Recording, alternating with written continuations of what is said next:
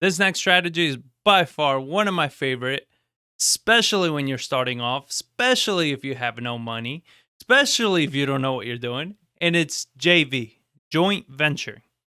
So this is you are partnering with somebody that has the money. And you should be partnering with somebody that is in this business doing what you do, right? So if you want to flip a property, you want to, let's say you're a wholesaler, this is where we see it a lot. You're a wholesaler, you found a killer deal, and instead of wholesaling it to your fix and flip buyer, you decide to joint venture with them. You partner with them.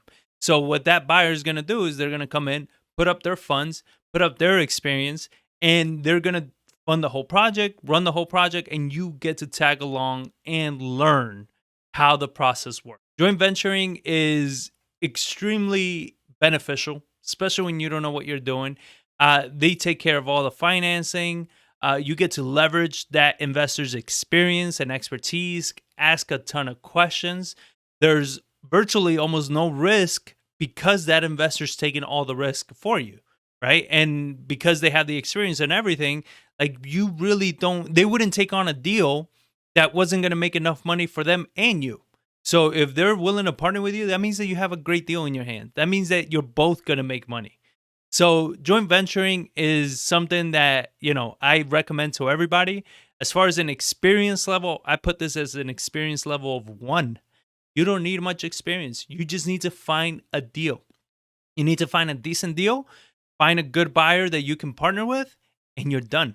That's it. They can handle the rest. The key here is that you take advantage and ask questions, learn from their expertise, learn from their experience, and build your own experience so later you can do this yourself.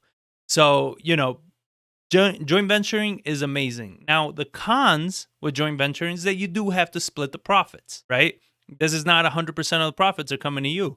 And the majority of the time, you're not going to even get 50% of the profit because all you did was bring the deal. They have to fund it. They have to run the renovations. They have to manage the contractors. They have to list it.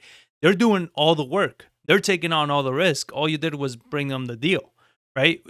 But again, you have zero risk. You get to learn, you get to get experience, you get to leverage their experience, their expertise. So then money lenders, when they want to work with you, they see that you've worked with experienced investors in the past. Now, another con to this is you can partner with the wrong person. You can find the wrong partner. This wrong partner can get you into trouble. They can get themselves into trouble. There's some people out there that are very shady with how they operate.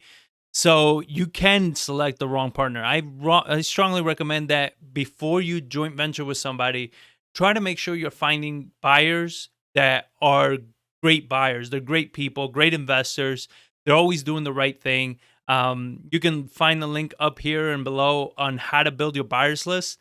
And within building your buyers list, I show you which questions you need to be asking to make sure you have good quality buyers that you can depend on. And if you have built a good quality buyers list, those are the people you're going to want to joint venture with.